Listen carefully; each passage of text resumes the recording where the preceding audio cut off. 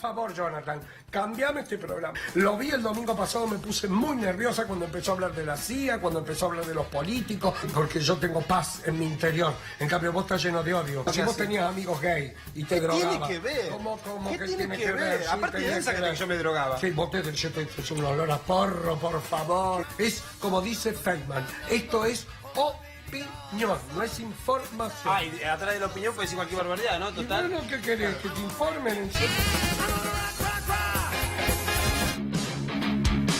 Bueno, obviamente que acabas de escuchar mi opinión, pero vas a ver verdaderamente lo que es la situación. Recién le dije delincuente a Colombi y en realidad me voy a rectificar porque Colombi, como tiene la justicia atada, seguramente nunca va a ser delincuente. Está claro, porque quien determina si alguien es delincuente o no lo es la justicia. No importa qué haga esa persona. Ahora, si tus amigos están en la justicia, nunca van a determinar que vos sos un delincuente. Ese es un buen juego, así que me rectifico, no sos delincuente, Colombi, porque la justicia nunca lo va a determinar. Miguel. A ver varios testimonios que nos facilitó la Fundación La Alameda. Estuvo José María Servín en Corrientes haciendo un trabajo muy importante, coordinado desde Buenos Aires por Lucas Scherer y Gustavo Vera, y estuvieron colaborando y recabando varios testimonios ahí. Lo que muestran es parte de lo que ya te contamos, cómo hay una evidente complicidad para que pueda actuar esta mafia de la trata. La trata de personas es el tráfico de personas. Te roban tu hija, te la llevan, te la secuestran, le hacen tener relaciones sexuales entre 12 y 16 horas por día, la revientan, la matan teniendo relaciones sexuales y ellos se quedan con la plata. Con ese tipo, con uno de los que está acusado de participar de esa organización que robaba pibas y las esclavizaba sexualmente, es amigo Ricardo Colombi, el gobernador. Fíjate, Dani.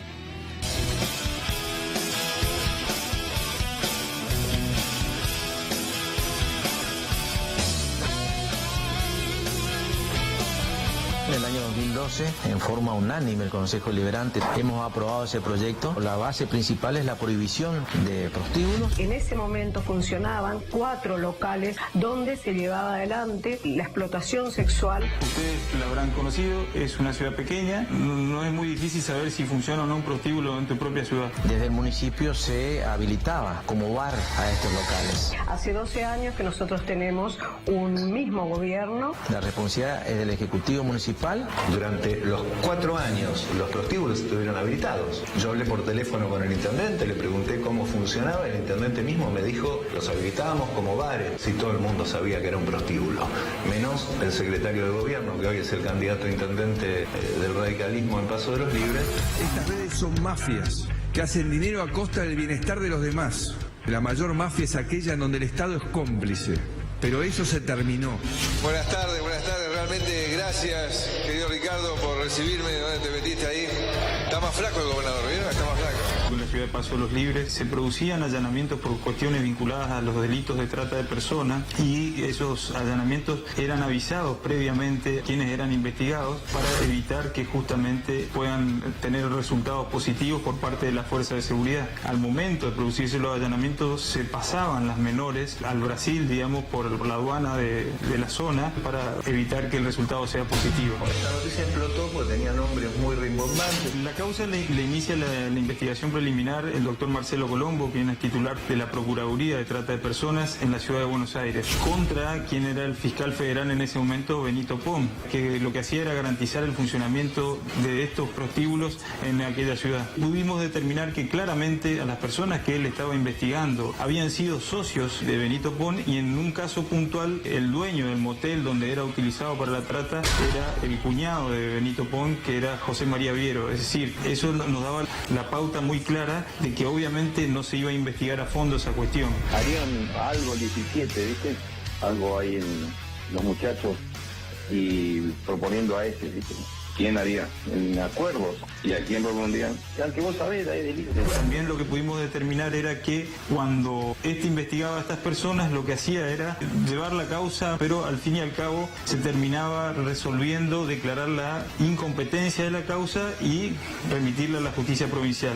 La causa moría ahí, es decir, directamente se archivaba y no se continuaba investigando. Cuanto menos existe una connivencia entre el poder político, judicial y policial con el delito de trata de personas. Puede haber hecho, pero están los números para que salgan. Bueno, Listo. Los prostíbulos seguían funcionando y las causas estaban paralizadas. Una de esas causas había sido archivada con un montón de elementos que tenía la misma. De hecho, se pidió que esa causa de la provincia pase nuevamente al federal y fue utilizada con los mismos elementos que allí constaban como elementos de prueba para también terminar procesando a estas 18 personas en esta causa donde están conocidas. No queremos que haya más impunidad en la Argentina. Hay un blindaje por parte de esta área política, ¿no es cierto?, ya que solamente de esta manera se pueden articular todas las medidas de protección que se han dado hacia la explotación que se lleva adelante en los diferentes salones que se han cerrado.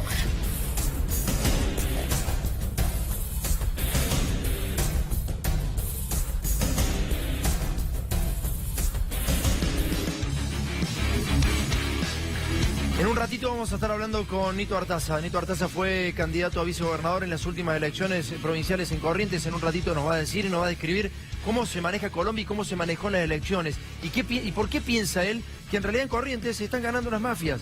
¿Por qué piensa él que le gana la mafia a aquellos que vienen de la política, digamos, de hace mucho tiempo? Porque Nito ya tiene tiempo en la política, un tipo coherente, un tipo profundo. La verdad es que ha demostrado por lo menos quién es, digamos. Y también Ricardo Colombi demostró quién es. ¿Por qué ganó Ricardo Colombi y no gana Nito Artaza? En un ratito estamos hablando con él, pero primero me voy a hablar con Daniel Somoirago, es periodista en Corrientes, y estuvo analizando qué pasó en la última elección. En la última elección se demoraron todos los datos, el conteo, el escrutinio, se demoró absolutamente. Había un 20 y pico por ciento, casi un 30% de los votos escrutados, y Cambiemos ya estaba en Corrientes para festejar. ¿Por qué? ¿Por qué después demoraron más de 10 horas en seguir cargando los datos? Por eso te decía, ¿qué pasó con esa elección? ¿La robaron? ¿No la robaron? Daniel, ¿cómo andás? Buenas noches. Buenas noches, ¿cómo andan? Contame, a ver qué datos tenés de la última elección en Corrientes. Bueno, en realidad, tratar de hablar de los datos, también tenemos que hablar de cómo se resuelve un escrutinio primero provisorio y después definitivo. Sí.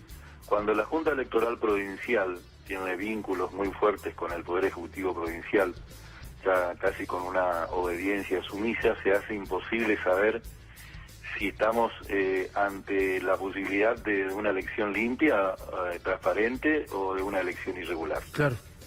Cuando se inicia eso, ese sería el primer síntoma que tenés al enfrentarte a una realidad de un acto comicial como es en Corrientes. Está bien.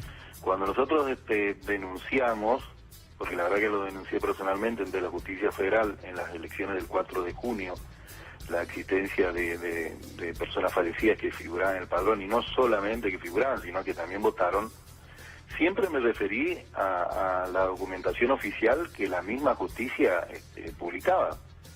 O sea, no me fui como periodista a buscar documentación extraña para exponer mi denuncia. O sea, vos tenías la información oficial de la justicia y contrastabas el padrón de la justicia federal y el provincial. ¿Y qué te saltaba en ese contraste? Cuando contrastaba aparecían en primer término 2.800 personas fallecidas, después 800 personas, casi 900, más de 900 personas que tenían domicilio en otros municipios que terminaron votando en la capital, solamente haciendo el cruzamiento de los padrones, o sea, siempre con el documento oficial que me otorgaba, a mí, no solamente a mí, sino a cualquier ciudadano común, la propia justicia.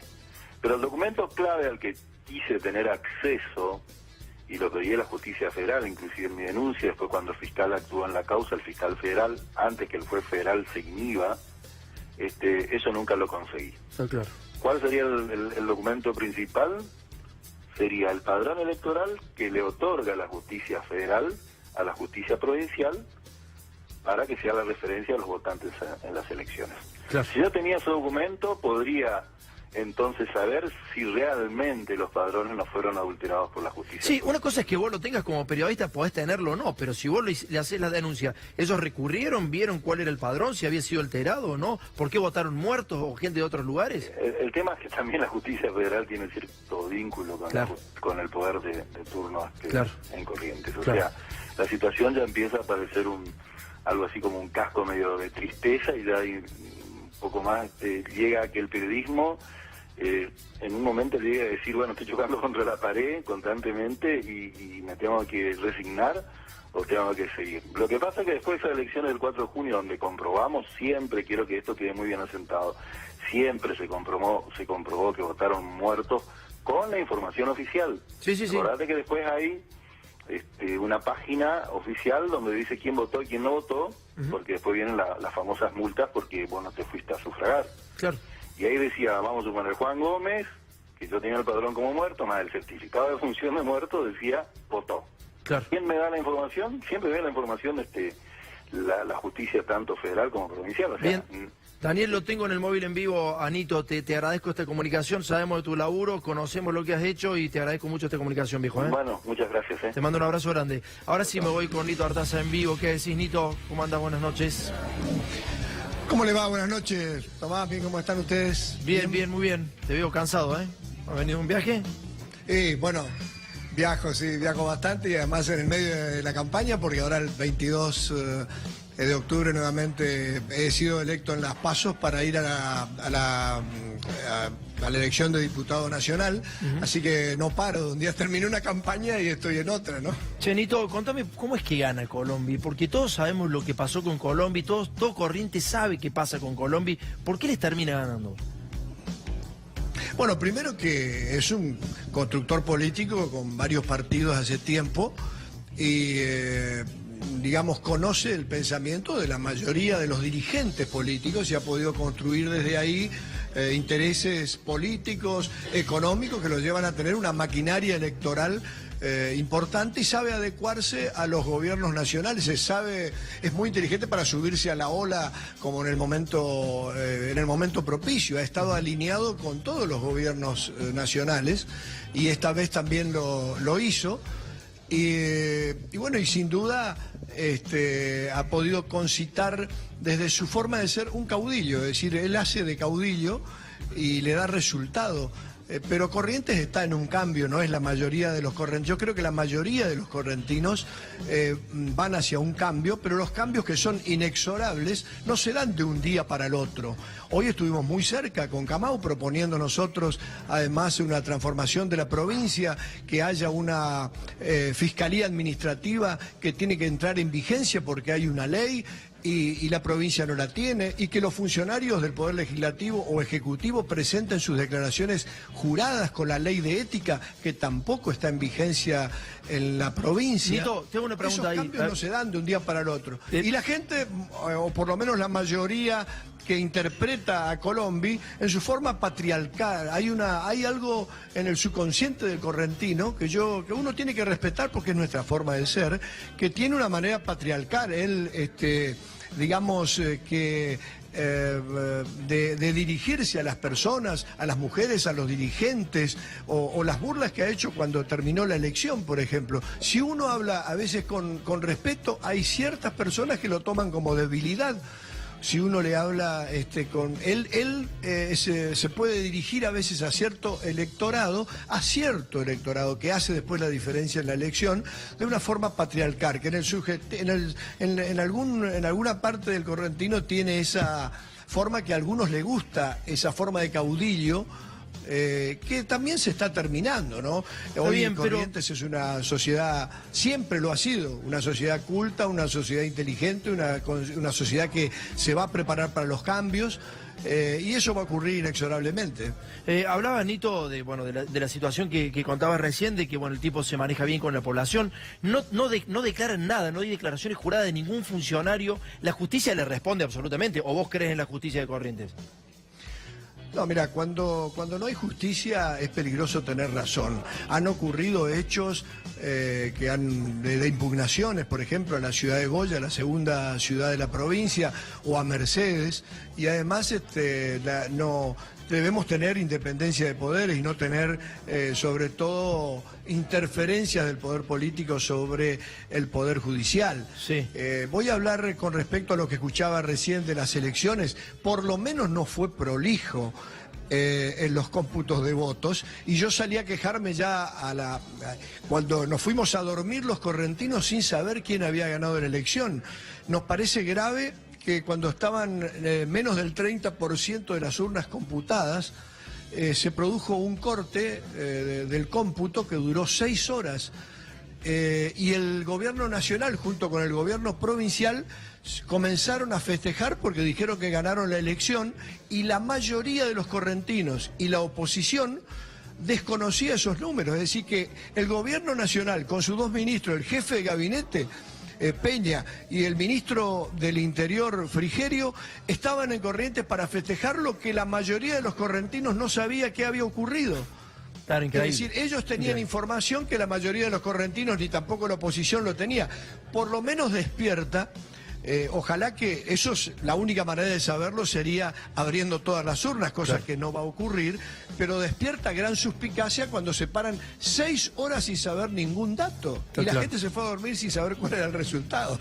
Nito, vamos a ver ahora uno de los informes que tenemos preparado y tiene que ver con esto. Recién Nito Artaza decía que el gobernador Colombi sabe cómo manejarse con la gente. Ahora, la gente sabe que el tipo intercedió en un procedimiento antidrogas, sabe que apañó a un tipo que estaba acusado de pertenecer a una red de traficantes de personas. La gente sabe que es un tipo complicado, Colombi. La gente sabe quién es Colombi. Por más bien que se pueda manejar en el lenguaje y en los gestos con su propia sociedad. Fíjate, esta es la comunicación telefónica que tiene la justicia. Recién Nito te lo decía, cuando no hay justicia es peligroso tener razón. Qué buena frase, cuando no hay justicia es peligroso tener razón, porque esta comunicación telefónica la tiene la justicia. Y ahí Colombi está reconociendo que el Senado de la Nación le está respondiendo a él para nombrar a un juez que apañe, que va a apañar a un tipo que está acusado de traficar mujeres en su provincia. Fíjate, dale. Quiero ser independiente del Valle. No, ni me hablé. Esa no fue hacer papelón y ahora con andar la puta me dio ni idea. No, déjame, joder. Nos ganaron, pero nos cargan todo, esa joder. No lo conoce nadie, esa. Harían algo el 17, ¿viste? Algo ahí en los muchachos proponiendo a ese, ¿viste? ¿Cómo? Proponiéndolo a ese. ¿Quién haría? En acuerdo. ¿Y a quién propondrían? Y al que vos sabés, ahí de libre. ¿Y de dónde salió eso? De acá, de una buena fuente. Bueno, avisando. Te sigo avisando. Y chau.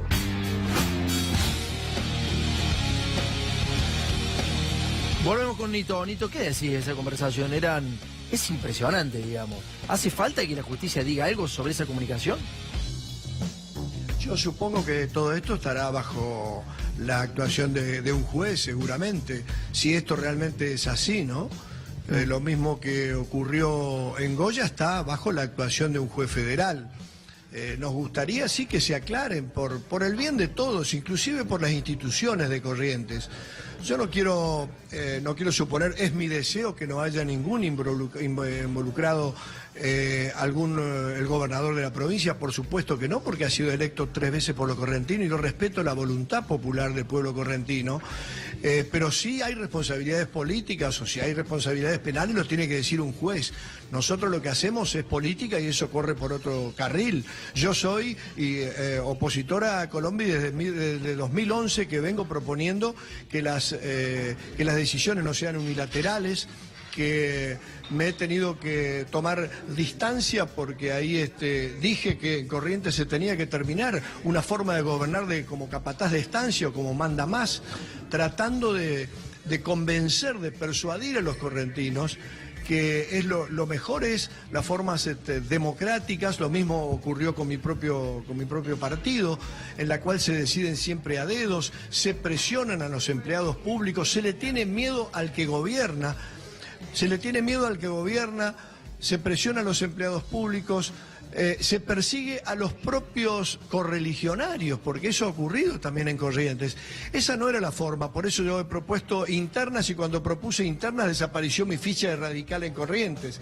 Entonces yo soy desde el 2011 que estoy en esta discrepancia permanente y discusión con Colombi, pero las cuestiones centrales que ustedes están planteando acá, de la justicia, la tiene que resolver la justicia. Y para eso tiene que haber justicia independiente, no intervención del poder político sobre la justicia, como lamentablemente eso ocurrió hoy en las impugnaciones que han sucedido tanto en Goya como en Mercedes, y en otras en Corrientes. Me parece que mejorar la calidad institucional es uno de los pasos más importantes que debe tener, y sobre todo en la justicia en nuestra provincia. Bien, Nito, te pido 2 segundos más porque vamos a presentar un próximo tape en donde se habla de las complicidades justamente de la trata de personas con el gobernador, cómo de alguna manera apañaba a uno de los tipos que está procesado.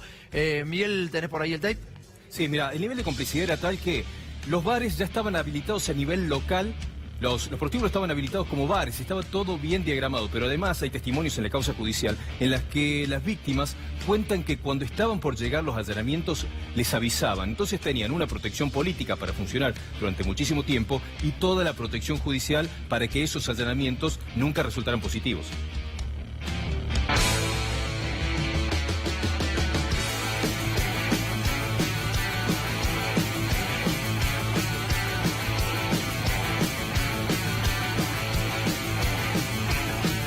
Entonces quiero decirle a los argentinos, con más convicción que nunca, que voy a dar esa batalla y le vamos a sacar el poder a cada uno de esos mafiosos. Harían algo el 17, ¿viste? Algo ahí en los muchachos y proponiendo a ese, ¿viste? ¿Quién haría? En acuerdos. ¿Y a quién propondrían? Al que vos sabés, ahí de libre. Amigos de Corrientes, no hay forma de avanzar más rápido que cuando se trabaja en equipo. José María Viero, en principio, es el cuñado del doctor Pon, está procesado por ser partícipe de esta organización, era el dueño del Hotel Momentos, que funcionaba pegada al prostíbulo, y lo que hacía era justamente hasta incluso alojar a las personas estas que nosotros las tenemos consideradas como víctimas de la trata de personas. Eso justamente es lo que se manda a investigar, el tráfico de influencias por parte justamente de José María Viero. Una gran familia que manejaba toda la estructura del puente. O sea, Viero, comandante de Gendarmería, hermano de la esposa de Benito Pont, fiscal federal, la esposa de Benito Pont y hermana de Viero, secretaria privada del jefe de la aduana, parientes que eran vistas de aduana, una hermana de Benito Pont. José María Viero es evidentemente el jefe de una gran banda que incluye a delincuentes por un lado y a políticos por el otro, ¿no? Moviendo algo así de 22 millones, estoy hablando de lo declarado y en blanco. Bueno, estamos llegando al área de aduana. Hasta el año 2013, migraciones lo manejaba Gendarmería, Viero, comandante de Gendarmería. Hasta unos años antes, la mujer...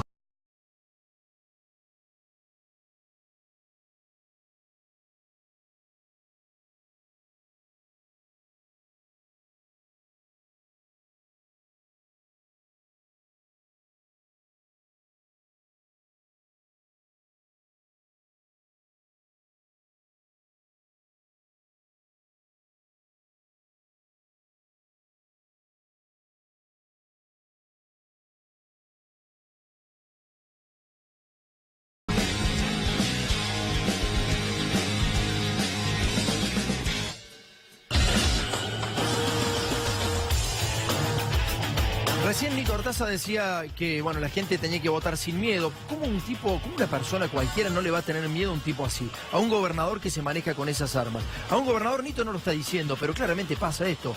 Toda la gente de Colombia está en la justicia, pero además maneja la justicia federal. Para eso tenés que tener mucho más poder que el provincial. Tenés que ir a arrasar con el Senado de la Nación. Acuerdos, cuando habla el tipo, el que está procesado por traficar personas, le dice, se está en acuerdo en la situación. ¿Cómo sabe un tipo traficante de personas que se está tratando el tema en el Senado de la Nación para nombrar a un juez que no lo va a beneficiar a él? ¿Cómo es que lo sabe? Esos tipos son pesados y en serio, y hay que tenerles miedo. Es bueno tenerles miedo, es sano tenerle miedo a Colombia, lamentablemente. ¿Algo para decir, Nito? Bueno, mirá, yo supongo que no los que hacemos política no tenemos que tener miedo, sino abordar esta situación mejorando las instituciones de nuestra provincia, resolverlo dentro de nuestra provincia con las instituciones que tenemos, con la legislatura provincial y con las instituciones, mejorar la justicia, hacer un nuevo código procesal penal que pueda funcionar, crear nuevos fueros también para combatir la trata y el narcotráfico, con una agencia especial antinarcótico que lo hemos propuesto nosotros en la última campaña. Ojalá que se pueda tomar esto, pero mejorar las instituciones, y confiar en la justicia. Está bien que esto salga, ustedes lo están poniendo a la luz, pero es en Corrientes, los correntinos con nuestras instituciones, mejorando las instituciones, como vamos a resolver esta cuestión. Gracias, Nito, te mando un abrazo grande. Muchas gracias, en serio, muy gentil por habernos dado esta entrevista. Muy amable a ustedes, muchas gracias. Buenas noches. Muchísimas gracias. Ahí pasaba Nito Artaza y lo que vas a ver ahora es un resumen de lo que es Ricardo Colombi. Ricardo Colombi ganó la última elección por Cambiemos. Ahí fueron los principales dirigentes de Cambiemos. ¿Sabes qué es Ricardo Colombi? ¿Sabes quién ganó en Cambiemos en Corrientes? ¿Sabes quién va a seguir gobernando los correntinos? Este tipo, fíjate.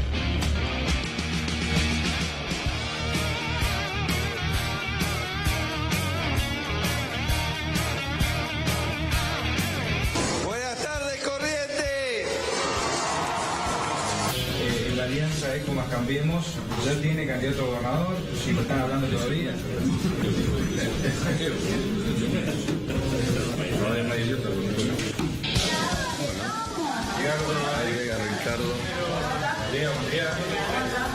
Buenas tardes, realmente gracias, querido Ricardo, por recibirme, ¿no? Te metiste ahí. Está más flaco el gobernador, ¿vieron? Está más flaco. Harían algo el 17, ¿viste? Algo ahí en los muchachos. ¿Quién haría? En acuerdos. ¿Y a quién propondrían? Al que vos sabés, ahí de libre. Porque hemos dicho que vamos a darle batalla y enfrentar a todas las mafias que intentan poner en peligro nuestro futuro. Puede haber eso, pero están los números para que salgan. Bueno, listo. Porque hemos decidido vivir en la verdad, en la transparencia, en el hacer con las manos limpias.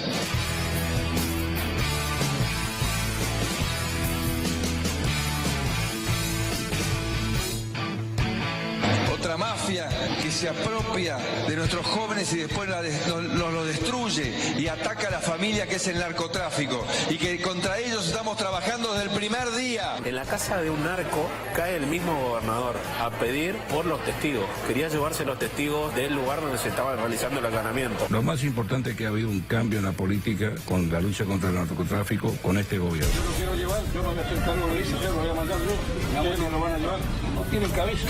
Trabajando con el gobernador, recuperando las fronteras. No podemos seguir hablando porque no tengo acá los gurises y ustedes no son capaces de cortarlos. Vamos bien, vamos por el camino correcto. En la casa de un narco cae el mismo gobernador a pedir por los testigos.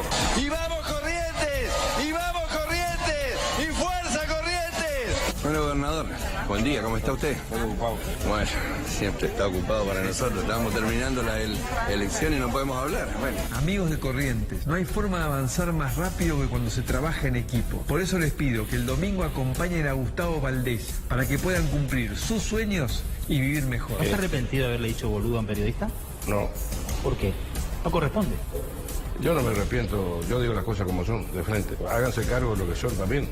Es un gran triunfo de renovación de la confianza de un esquema que sigue creciendo y que sigue teniendo el acompañamiento del millón de correntinos. Con un gobernador que se ha mantenido a pesar de las presiones con mucha dignidad. Ahí llega Ricardo. No tienen cabeza. ¿No está arrepentido de haberle dicho boludo a un periodista? No, háganse cargo de lo que son también. ¡Y vamos Corrientes! ¡Y fuerza Corrientes! ¡Gracias a todos! ¡Gracias!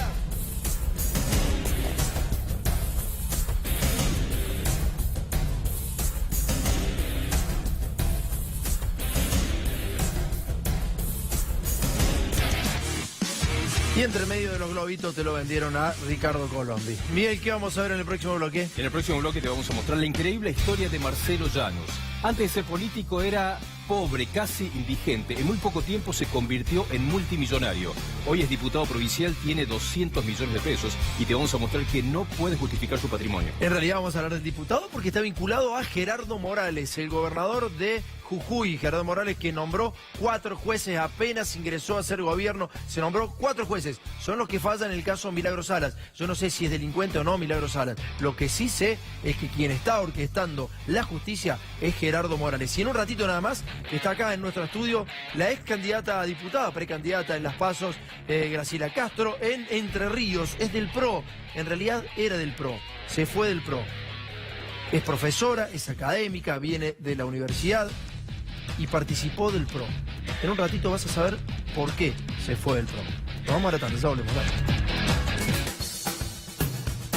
Mirá lo que dice, mirá lo que dice.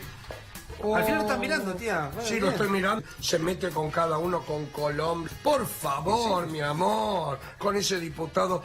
¿Qué tienen que haya empezado en bicicleta y ahora tenga 10 millones de ¿No te dólares? parece un poquito raro, tía? ¿Y cómo no me parece raro? Como me parecía raro con vos, que eras un drogadicto y de repente tenías de todo. ¿Cómo tipo que trabajo, tío? Andabas en la moto, te hacías el vivo, que trabajabas. ¿Y por qué vivías en mi casa? ¿Por qué vivías en mi Ahora vivo en tu casa, tía. Aparte, vos me ofreciste que vuelva. Yo te ofrecí que volvieras y te hacías de Cambiemos. Si empezabas a votar bien, pero vos también sos peronista, vos se te nota, choriplanero, yo te quería en la educación privada y vos no, te fuiste a la pública. Más vale, aguante la educación pública. Por favor, te hiciste zurdo en la uva ahí con todo eso. ¿Qué tiene que ver? Yo iba a estudiar, ¿Sabes por qué se llama uva? Porque se chupan todos con vino, ¿Qué? mi amor, ¿Qué? negros de mierda.